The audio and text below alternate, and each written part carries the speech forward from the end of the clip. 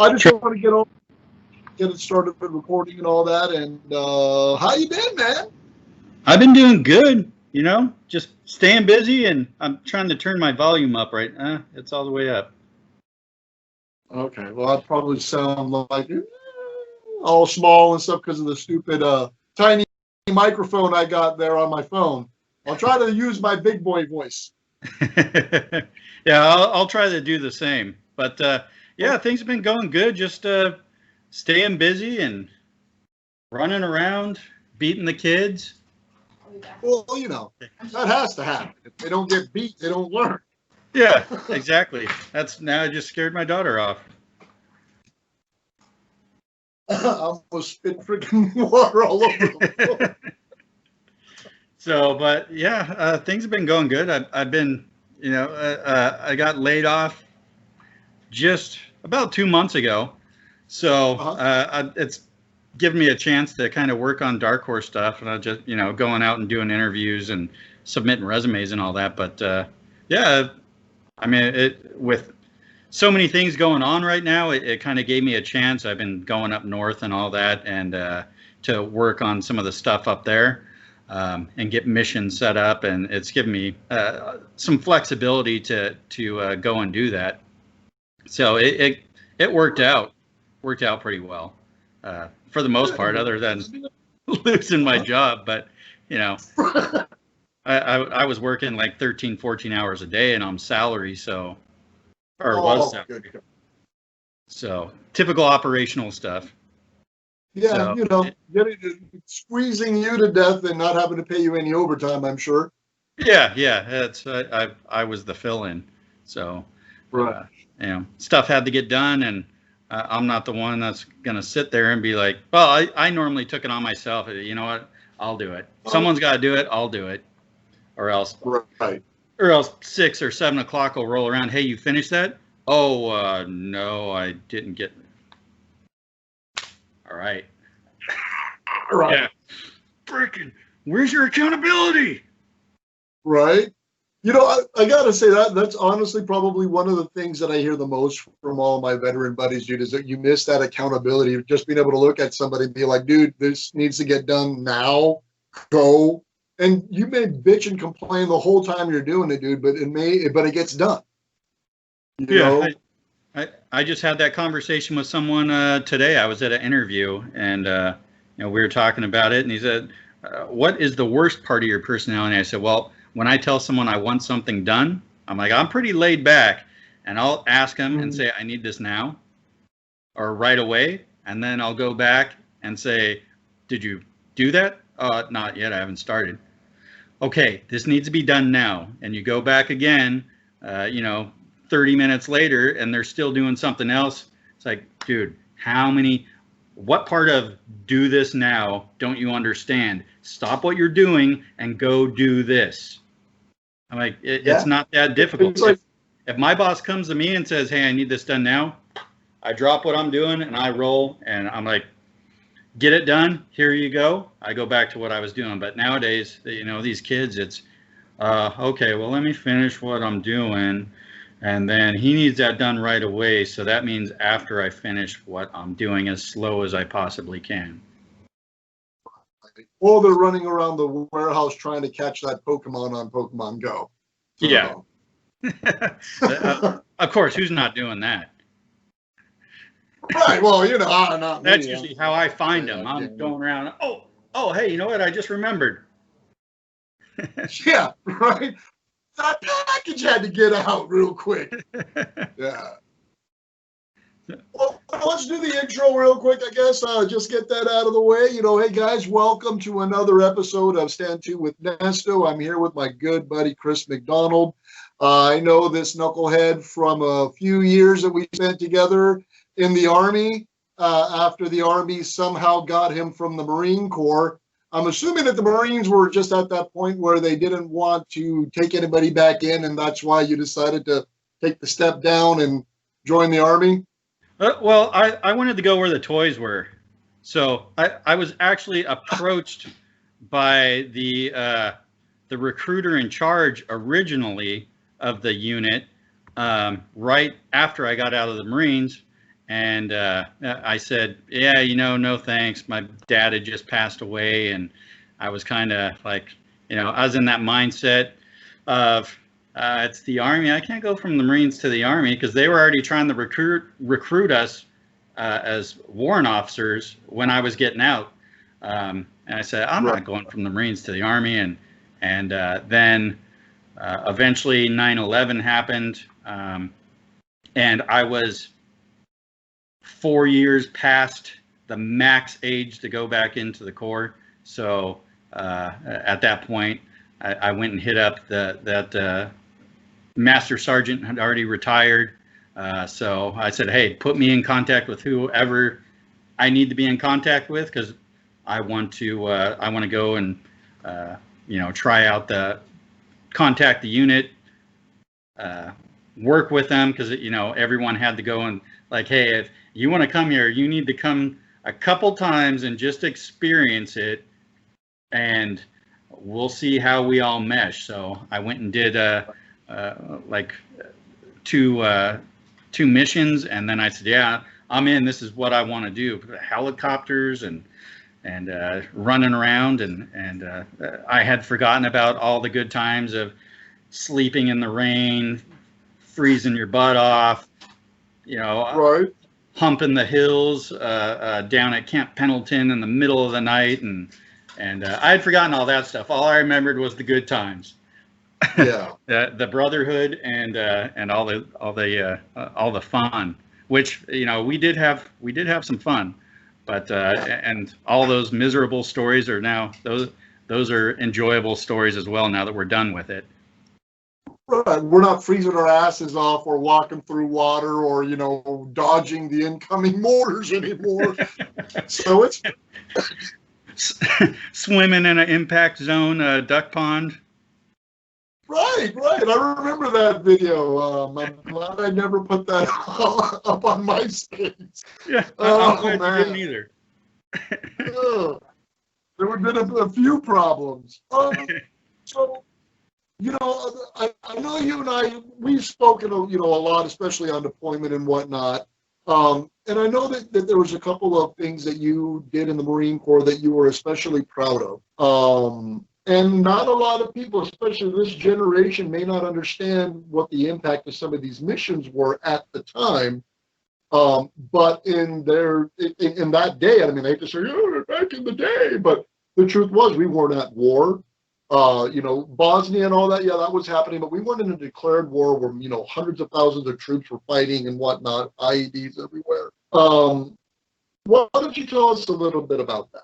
What were some of the key points that you remember of your time in the Corps? So some of the my key points, one, we did a couple deployments in support of Operation Deny Flight, which is where you had the Bosnians and the Serbians fighting, or the Croatians and Serbians fighting to take control of what was Bosnia.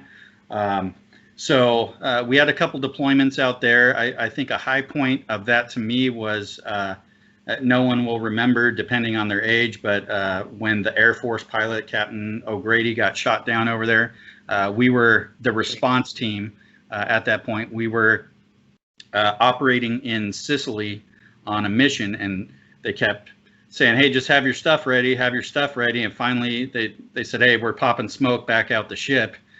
Went out the ship, staged all of our gear, and that was another, which I'm not sure if it falls back on, if you've seen the movie Behind Enemy Lines, but that was based off of that mission somewhat. I mean, he was an F-16 pilot flying by himself, but as far as the political background on it, we were constantly, hey, get down to the lower deck with all your gear and stage.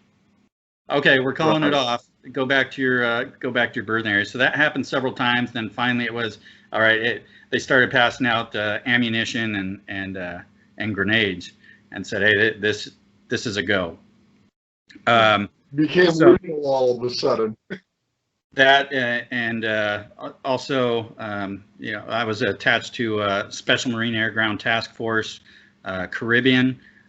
we were doing when everything was going on in Haiti. So I spent about a year and a half on alert just for that operation. So we had bags packed, and we had to be within a 100-mile radius of the base, be within 100 miles.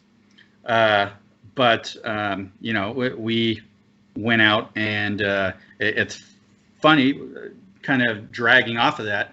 A guy that I met who applied for a hunt on our website, turns out I read his bio, and turned out he and I were running circles around each other.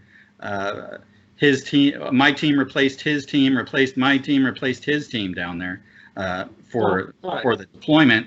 And then he had gone through the Special Operations Training Group shortly after I had gone through a course with them.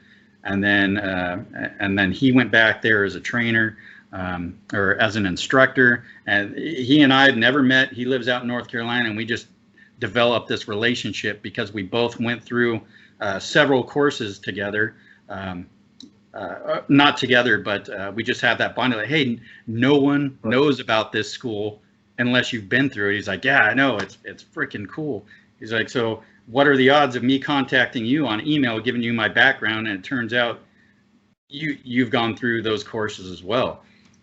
So it's kind of neat. You get, the entire military is just a small community, hundreds of thousands of people, but it's still a small community. And you run into people who, it's like, oh, you were there. I was right over here.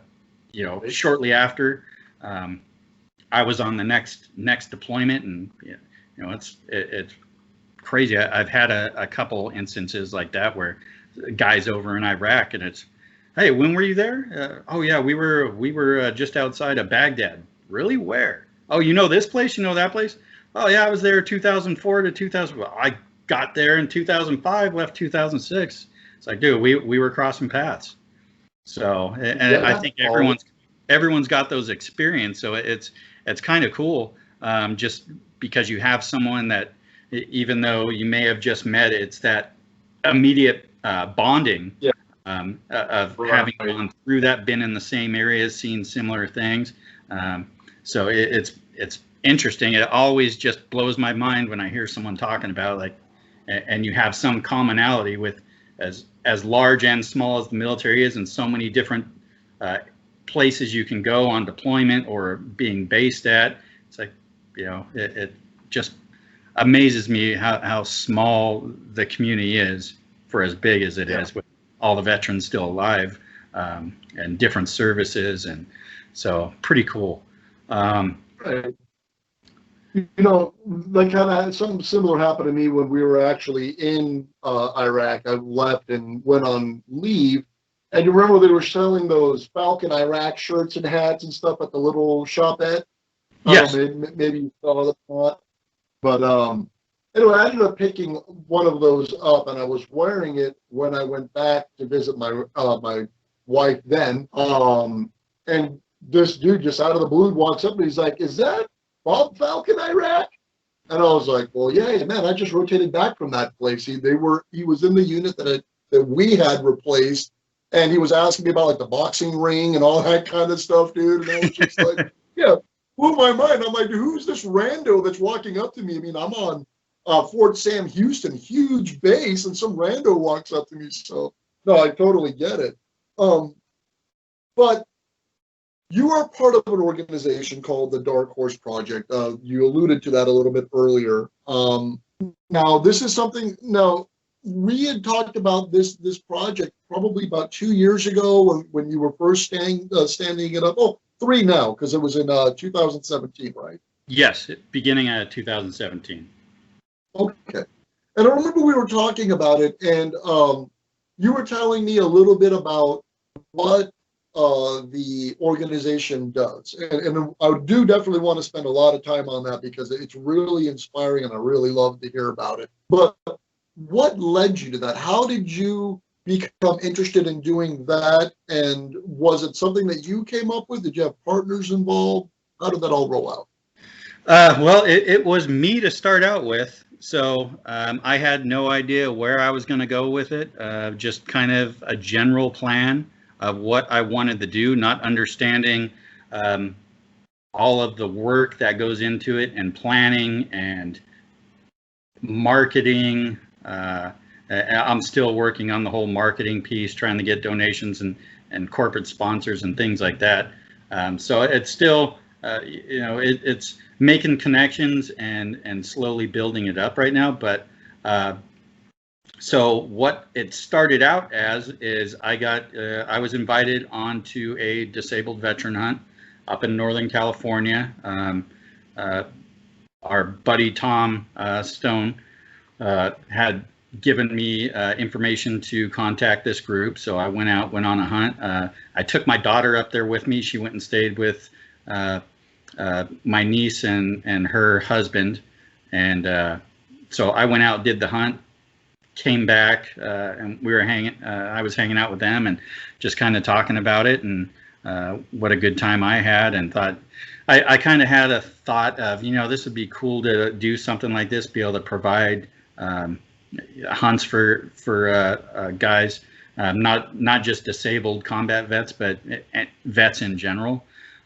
So when I came back down, my daughter, I had been playing with the idea in my head, and my daughter went to school, and she'd go hang out at the Veteran Services office at her college, and she explained to someone there in the office, she had been up with me on a hunt, and they said, "Oh, that's so cool. We wish we had something like that down here." So I took that as my cue. I think we've been losing you a little bit. Kind of going. Oh, there we go. We're back. Could you explain that last little bit again? Because you were kind of cutting out there. Okay. So she came back from school that day from her college, and did you get the part about her going in and them saying that was cool? They wish there was something like that down here. Did you copy that part? Okay. Yeah. Okay. We got it now. So yeah, they in the Veteran Services office, they said it'd be cool if there was something like that for veterans down here. So that was my cue. I went and filed for a business license that night online. Once I had the number, the business ID number, I went and filed with the feds for the 501c3 and that federal ID. And 3 weeks later, I had a letter in the mail, said, "Congratulations. Here's your response. Here's your FEIN and your formal letter for 501c3 exemption." So everyone that I talked to who had filed for them before, a couple different groups, they said that's unheard of. It normally takes 8 or 9 months. Like, I can't believe you got that so fast. I was like, I don't know what happened. It landed on the right guy's desk on a Friday, or he was behind on work and got back to work on Monday and just started stamping stuff, but I got it. So with that, kind of just was working on, like, as I had stated earlier, I wanted to expand it. I have several friends that are law enforcement, and they're out on the front lines just like we were, but they're doing it as a full-time job. So I wanted to incorporate veterans and first responders, police officers, firefighters, EMTs, all those guys that go out there and put their lives on the line, helping the communities every day, 365 days a year. So I brought that into it, and then it was kind of just doing fundraising. Made some shirts. You helped with the logo and getting the. Then I had some stickers made, and then just was trying to figure out how to get a hunt or something donated. So went a couple months. We did a rappelling event as a fundraiser. Had kids going up on 80-foot towers and rappelling out here. Had the youngest kid was 4 years old, went off the rappel tower at 80 feet, assisted, but by themselves. Right. So then we had a hunt, an elk hunt donated to us in Idaho.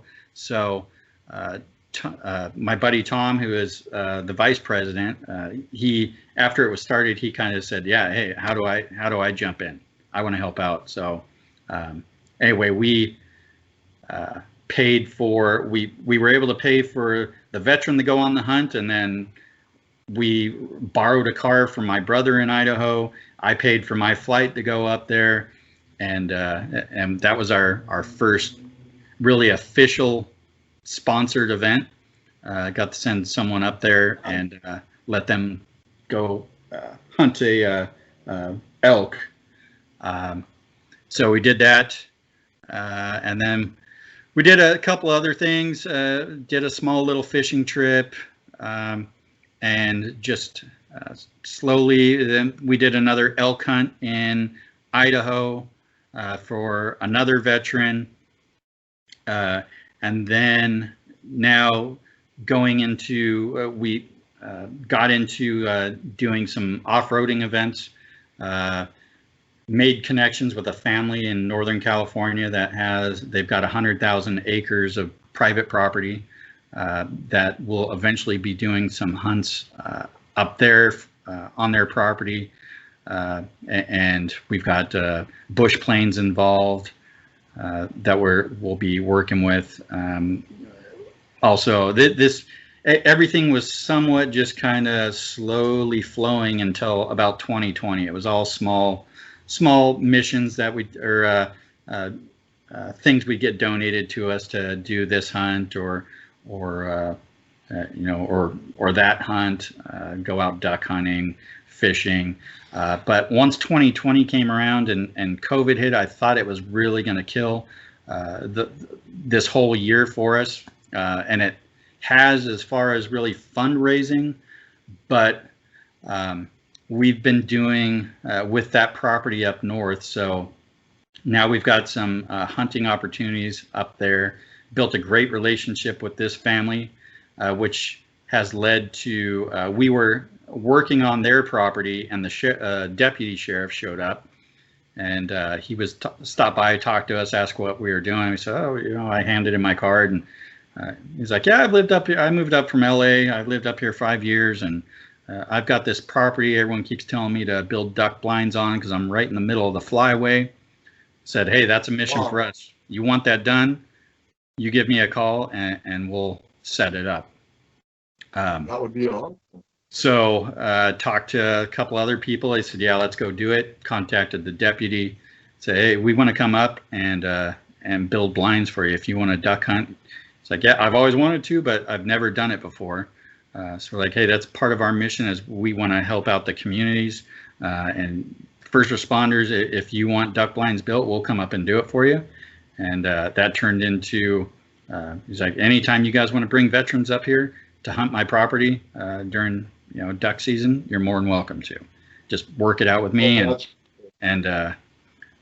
So then he talked to the actual county sheriff about it, and now that's rolled into the county sheriff, and the public information officer had a couple phone calls with them, been doing Zoom meetings. So now we're going, we're flying to Sacramento, jumping on a Cessna, flying up to the local airport. They're picking us up, and the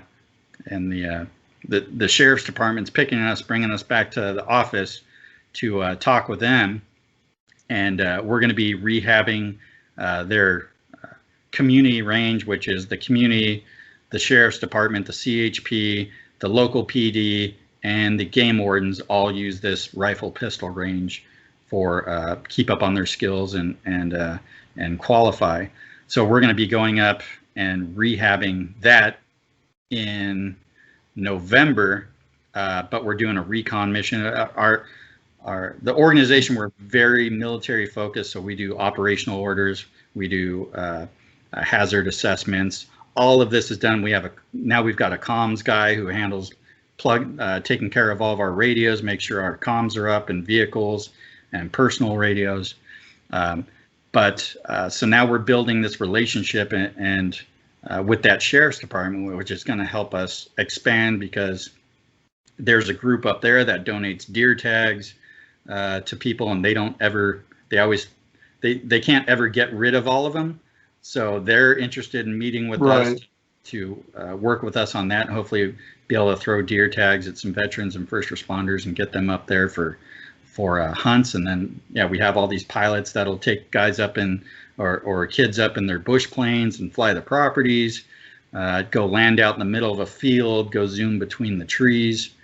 So it's kind of a unique thing we have. And now we've brought on, due to COVID-19, lifeline responders, which is your truck drivers, all your infrastructure workers, city workers, all of that, because people were staying at home, but they're still out doing their jobs.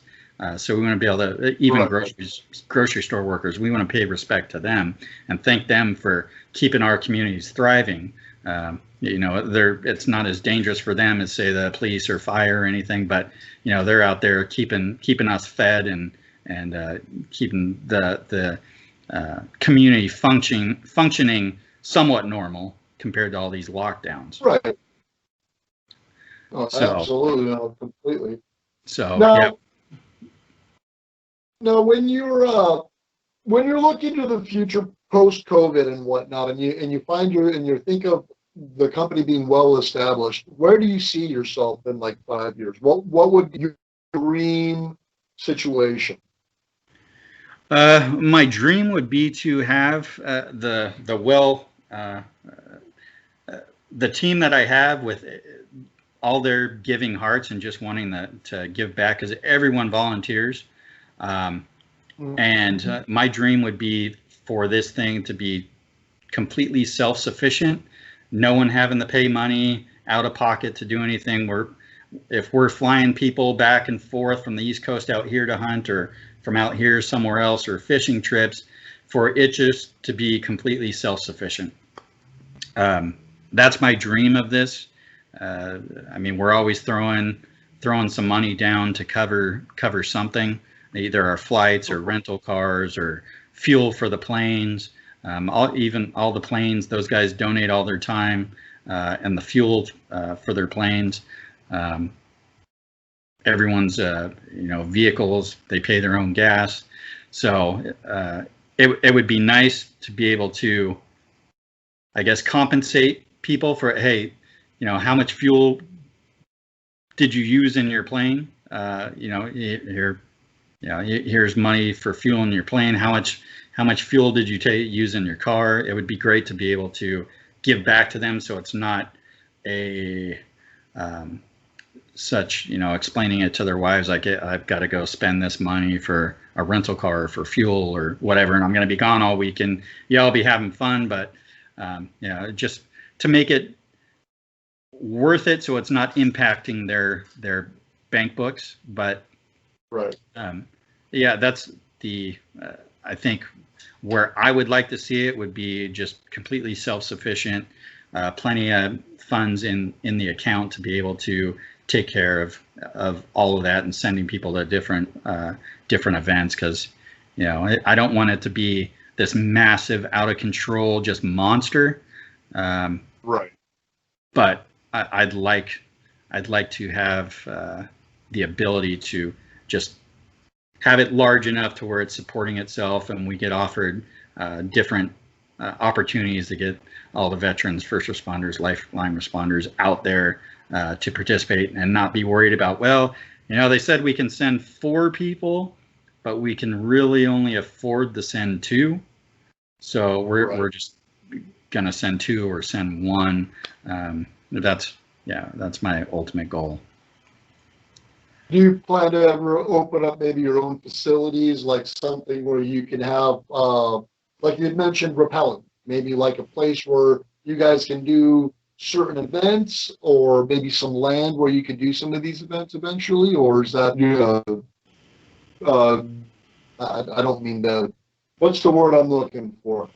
the people that have donated this land, are you looking to get a piece of land where you can do this on, where the company's handling all of it, or do you plan to just use the volunteers and all that kind of stuff?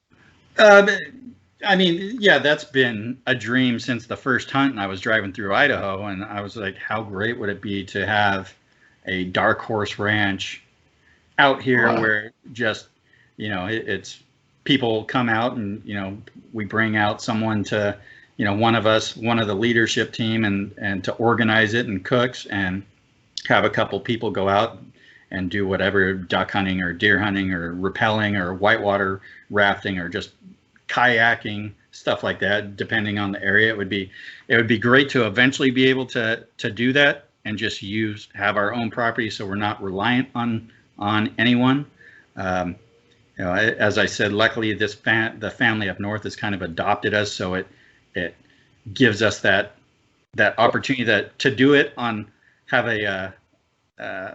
operate on a low budget where we have the opportunities, but then still we have to work with them and make sure everything's good with them. But I mean, they donated a caravan for their old Dodge Caravan for us to use for moving people back and forth. So that's I mean, it's a great family. They've owned the property since I think 1862. So it's, yeah, they're just an amazing family, and they invited us over for their family dinner. We had, I think, 12 people up there, and they said, hey, bring everyone out, we're having a family dinner, you guys just show up. And got to hang out with the family, and it's just, talking to them, they're like, it makes us so happy that there are still people from the city who are normal. Right. Like, yeah, we're few and far in between, but we're here. Right, because those people sound very exceptional. I mean, you're not going to see that kind of person, and that's more what the question was about. Is I'm more concerned with, you guys represent, police officers, things like that, which right now, obviously, unfortunately, in the climate of this country, are not the most well-respected people, and they don't get the respect that they deserve. Right. And I'm more afraid, I guess the question was driven more like, are you more afraid that this sentiment might dry up the people that are willing to offer you their land because of cancel culture? And would it be, I guess, simpler to have your own land? I guess that's more directly the question I wanted to ask, and I bumbled myself through. No, it's not going to. They love the whole. That was one of the selling points with talking to them, was that we were doing stuff for the first responders as well as the veterans. They thought that was pretty amazing that we were doing that, and they're a very patriotic, pro military, pro law enforcement, pro firefighters community. It's not a huge community, but yeah, they're I believe their entire sheriff's department are all veterans.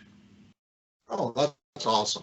And that's, talking with them up there. We're basically, the community has not met us yet, but apparently we're celebrities up there already, and the entire community is like lining up they're excited for us to get up there and meet with them, and get to hang out with us and talk with us. So they donated, for when we go up there, they donated 5 fifth-wheel trailers they're taking to a property for us to sleep in, so we don't have to sleep outside, which is pretty, I mean, for all these people we haven't met, the community got together so we don't have to cook every night, and they're going to be feeding us the entire time we're there. So for a community, you only know 3 people through one in person and 2 from Zoom calls, and the community is doing that for us. That's a pretty amazing community, and I think it gives me a boost for Dark Horse Project, just personally, thinking that, we have this backing and they believe in it from what they know so far. The little amount that they know, they're 100% behind it. So that's the sheriff's department, or the sheriff said, "Hey, can I put your guys' logo on our Connex box at the range?"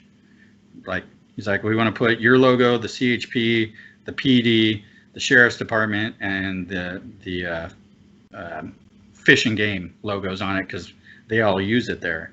And it's all Right. like, "Yeah, we have no problem with it. You want to do it? That's great. We're 100% in." So it's the level of support from up there. It's inspiring, I guess would be the only way that I could say it, because I've dealing with this. I've gone through my ups and downs, and I know you've had to deal with this as well. You kind of get in this rut where it's like, okay, well, I can't plan anything, not really getting any donations. I'm working a lot, so I'm just going to take a little break and kind of just let it coast for a little bit, and then until you get that feeling and say, okay, I'm ready to go again. Let me hit it. Absolutely, dude. No, that's great. And you know what? Like you did say, it is inspiring, because what we hear, especially now that I've moved from California, because I was born and raised there and whatnot, and I left about 12 years ago, and the bad press that California gets outside of California is just amazing. I mean, everyone's a commie. Everyone's gay. Everyone, they do all these crazy things. Me being from there, I know that's not true. But with everything going on, to hear that there's actually a complete community in California, which would be considered the Sodom and Gomorrah for everybody else, that is 100% behind you guys, it gives me hope, because I'm worried, with everything in California, Oregon, Washington, and everything else, there's not enough people that are banding together like this. And I'm glad that they're doing it with you, bro, because I know, knowing you for as long as I have, I know they're putting their energy and everything behind the right guy. I know that it will get done the way that it should. So that's awesome, man. Congratulations, by the way. Yeah, thank you. Yeah, it's great. And down here, Southern California used to be or Orange County used to be the strong Republican community, and now Central, right, Central and down, San Francisco all the way down. I think San Diego is still strong, a pretty strong Republican area, but it's slowly just filtering out. So it's hard to get that backing, that where people are like, oh yeah, pro veterans, pro law enforcement, and first responders and all that. It seems like it's the virus is spreading where it's like, hey, screw everyone, I just want what's mine. I want everything for free, and I want what you have, but I don't want to have to work and do what you did to get that. But Northern California is still pretty strong, just good people. You get outside of the cities, of course, but right. I mean, there's great people spread throughout the area, throughout California, obviously, that have the right mentality, and they're still pro-American and believe in the Constitution and all the rights, American history and all the rights that we have, because people have died for this country, fought for it, and as well as the people who die and they're out on the streets daily, keeping our community safe, even though they're getting flipped off and yelled at and stuff thrown at them. Shot in the back of the head. Exactly. It's California gets a bad rap, but that's because I think the only thing that the media really plays on about California is just the extreme left side, riots and they're trying to ban this, they're trying to ban that, they want to take your guns away, they want to give everyone's stuff for free. They're letting people shoot up drugs out on the street, crap on the street, and that's totally fine. So that's something we're going to have to work on here. But you know, someday hopefully there'll be a change. I'm with you. You know, what we really need, and I mean, I would just need to get back to basic morals. You know, I mean, it's just so simple. It's not anything big. Take it that doesn't do, work for what you need, and, you know, leave them alone and they'll leave you alone. I think if we live by those simple, a lot less crap would happen. But I do want to ask you a few questions about some items that we don't really want to cloud up right now what we're talking about, which is the Dark Horse Project. Now, obviously, you guys don't have any physical groupings coming along for that anybody can be a part of, but are you guys getting any plans together for using this trip in Northern California? The land in Northern California for a trip? And if so, if somebody wants to support you guys, where can they find you and how can they support you guys? So yeah, right now, I mean, we're trying to raise fund to donate for the Sheriff's Department and the community. Very small, low funding, huge county.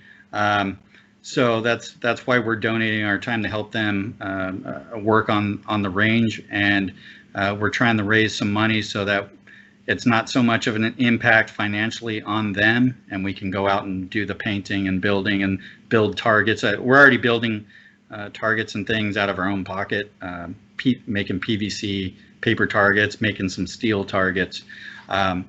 But yeah, eventually we'll be bringing, we usually bring a couple, like one or two people up. Like we've been doing honor missions where we bring a father and son up, do a video kind of biography of them, and then give them a plaque and let him and his, like, we want to have fathers, daughters, and eventually families once we can afford to do that, and say, hey, bring your whole family up here.